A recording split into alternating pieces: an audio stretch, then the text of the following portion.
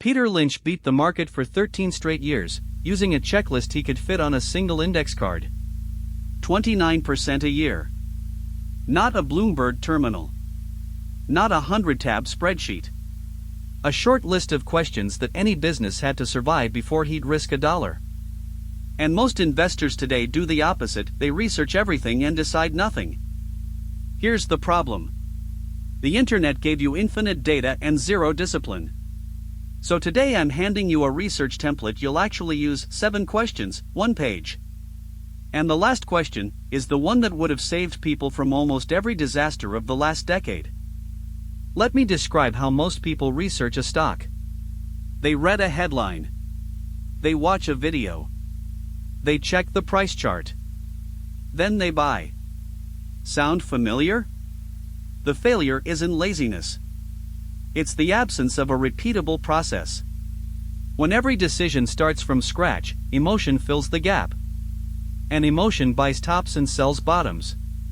A template fixes this by forcing the same questions in the same order, every single time. Boring? Yes. But boring is what compounds. The whole point is to make good decisions automatic, so a great story can't override your judgment. But here's what nobody tells you, the template isn't about finding winners. It's about rejecting losers fast. So let's build it. Question 1. Do I understand how this company makes money in one sentence? If you can't explain it simply, you're not investing, you're guessing. Buffett called this the circle of competence, and he stayed inside it for 60 years. Question 2. Does it have a moat? Look for pricing power. Costco runs a 3% operating margin on purpose. The moat isn't the margin, it's 90% membership renewal. Loyalty that competitors can't buy. Question 3. Is it actually profitable on the money it puts to work? This is return on invested capital, ROIC. A business earning 15% on its capital, year after year, is a compounding machine. One earning 5% is treading water. Question 4. How much debt is it carrying? Great businesses rarely need a mountain of it. When the 2008 crisis hit, the companies with clean balance sheets survived, the leveraged ones didn't get the choice. Think about the last stock you bought. Could it have answered all 4? Be honest. Most can't. Here's the counterintuitive part. The most important question isn't about the business at all. It's about the price. And this is where the smartest investors get humbled. Question 5. What do I have to believe for this price to make sense? Every stock price is a story about the future. When Cisco traded at 150 times earnings in 2000, the price assumed the company would grow into a giant. That was mathematically impossible. It fell almost 90%. The business survived. The price didn't. So which camp are you in? Buy a wonderful company at any price, or wait for a fair price on a wonderful company? Tell me below.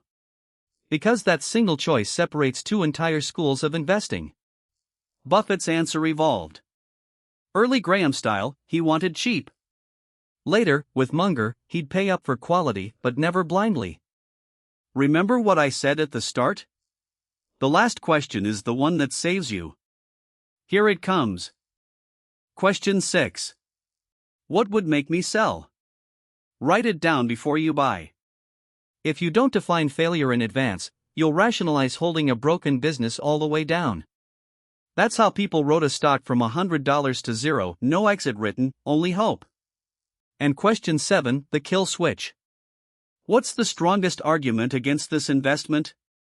Charlie Munger said he never allowed himself an opinion until he could argue the other side better than the people who held it. If you can't find a single reason not to buy, you haven't looked hard enough. That blindness, not bad businesses, is what wrecks portfolios. The template forces you to look. Write these 7 on 1 page. Tape it to your monitor. Answer every one before you spend $1. This is educational content, not financial advice. Always do your own research. But the discipline? That part's on you. Remember the promise at the start, a template you'll actually use. Here it is in 1 line. A great template doesn't tell you what to buy. It tells you what to skip.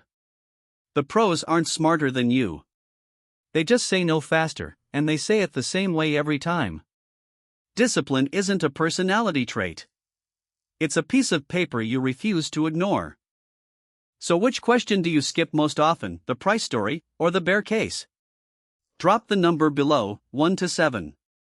Tomorrow, I'll show you how to answer question 5, pricing a stock, in under 10 minutes without a finance degree.